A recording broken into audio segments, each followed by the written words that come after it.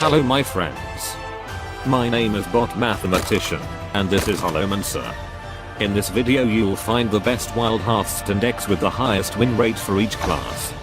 While reading comments, I often find requests for wild content. But unfortunately, Hearthstone's wild format continues to stand very much in the shadow of the game's more popular standard mode. Low popularity naturally leads to a lack of information, statistics and actual guides about the wild mode. However, we have managed to collect information for this video bit by bit. We used a large number of different articles with guides along with several sources with statistics. According to our polls, only 33% of players sometimes play the wild format.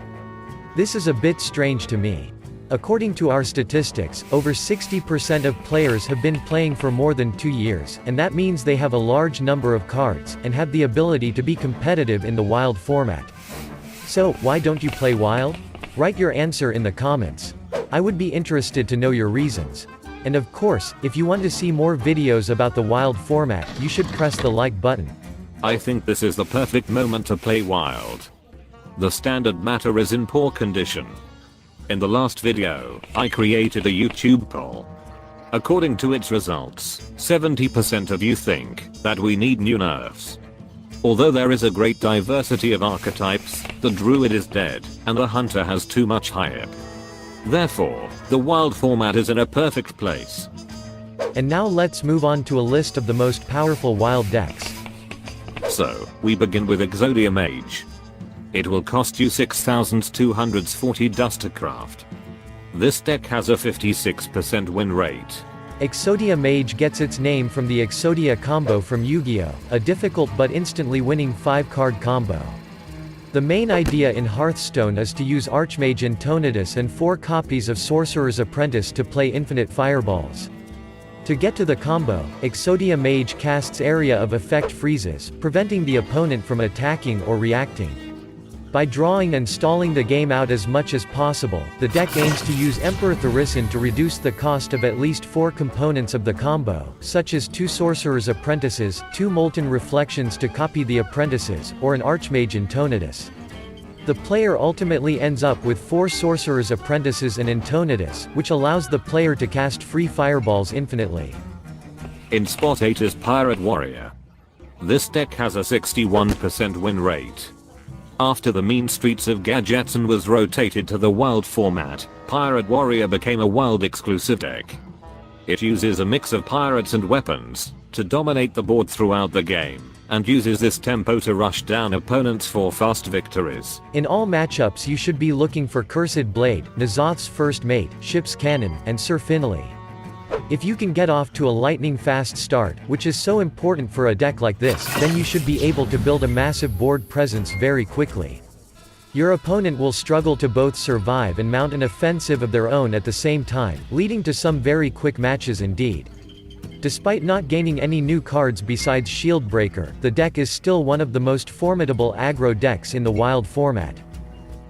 At 7th place is Pirate Rogue with a 62% win rate. Pirate Rogue is an archetype that people have tried to make work since the early days of Hearthstone. Pirate Rogue is a very aggressive deck that heavily relies on getting a fast start to rush down opponents. You should look for a strong curve in your opening hand that lets you develop the board as much as possible. Following on from the early game, you should try to get your Kingsbane as strong as possible using buffs from Deadly Poison, Tinker's Sharpsword Oil and Captain Greenskin. Despite being a very aggressive deck, you should not always be attacking your opponent directly. It is important to protect your own board from your opponent's minions as the deck is heavily reliant on using minions to win the game. If you find yourself running out of cards, the deck offers many ways to refill your hand. The easiest way is to use Raiding Party, as drawing 2 additional pirates will go a long way. The 6th position is held by Big Priest, the most popular deck in the wild mode. Its win rate is 62%. However, Big Priest is the most expensive deck from this list. 10,620 dust is needed to craft the deck. This deck does a tremendous job of controlling the early stages of the game, while having the kind of meaty endgame power that will leave even the heaviest control decks quaking in their boots. You don't have a lot of minions to play with, but they're all top-notch, and will provide you with an advantage. Big Priest can steal a victory on turn 4 with Barnes' help. The Lich King will add a random Death Knight card to your hand. At the top end, Ragnaros the Firelord can burn down opponents quickly, even in unfavorable matchups. In 5th place is Ennard Murloc Paladin. This is not the most popular deck from the list, but it has a fairly high win rate. Murloc decks have existed since Hearthstone's inception, and they continue to be an exceptionally potent way of climbing the ladder, utilizing cheap minions with tribal synergies to rush down opponents. Anyfin Paladin is a deck archetype that focuses on board control in the early to mid stages of the game, before unleashing all hell in the latter half through cards such as Anyfin Can Happen. All those Murlocs you used early on to keep the opponent under control come back to life with a vengeance now, and they are ready to dish out some serious pain to the enemy's face. In general, you will not go wrong by hanging onto cards like Righteous Protector, Bluegill Warrior and Wild Pyromancer in your starting hand. If you have the coin, you might give greater consideration towards keeping Truesilver Champion as well, as it can provide you with a powerful tempo swing in a large number of matchups. 4th place is held by Even Warlock.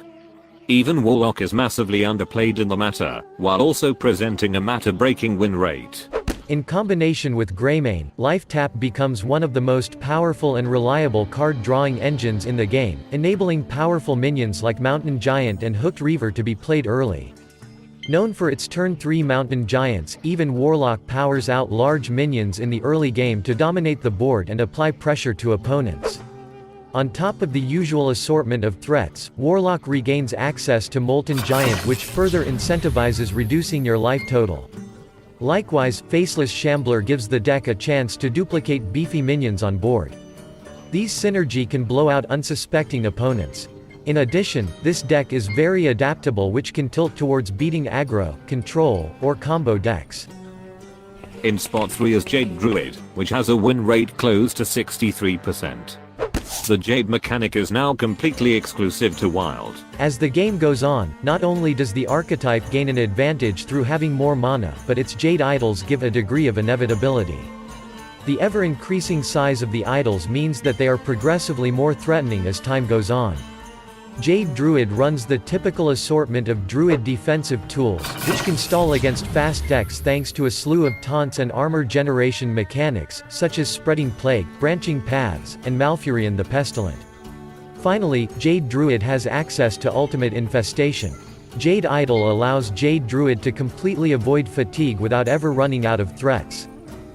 In 2nd place is Mech Hunter. This deck displays strong win rates at lower ranks. The popularity of Big Priest is something that Mech Hunter has been able to capitalize upon due to the fact that it establishes a highly threatening board in the early turns. In addition, this deck is the cheapest from this list, costing only 3,360 dust. Initially, many Wild players feared that the combination of new mechs from Boomsday and those released in Goblins vs Gnomes would make the tribe oppressive in the format. In the end, this didn't quite pan out, but a new form of aggressive hunter did assert itself in the Wild meta. Combining Mechwarper and Galvanizer helps cheat the mana curve into powerful burst turns with Metaltooth Leaper. Similarly, sticky mechs make it likely to land a magnetic minion on board, essentially giving it charge. And finally, in 1st place is Even Shaman, the most powerful deck in the current Wild meta. This deck has the highest win rate, over 71%. Even Shaman floods the board with minions thanks to the reduced hero power cost provided by Greymane. With this in mind, the deck runs several buff cards such as Dire Wolf Alpha and Flametongue Totem. And cards like Thing from Below and Sea Giant have their costs reduced quickly, easily cheating the mana curve and continuing the board pressure. Also, an important component is the cards that summon Jade Golems. The downside of this is that all of your cards need to have even mana costs. On the first turn you will often simply use your hero power to create a totem.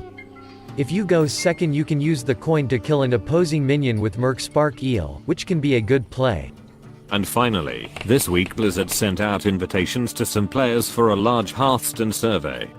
If you are unlucky, and you have not received an invitation, like me, you can vote in the unofficial poll from the user Pigeon Puncher. You will find the link in the comments. Also, we added some of these questions to traditional YouTube polls. One of them is, how do you rate the wild format? Find the button on the screen, please vote and share your opinions in the comments. Alright, that's all for today. Thank you for being with us. And special thanks to Chris for text editing. We will meet in new videos. Good luck.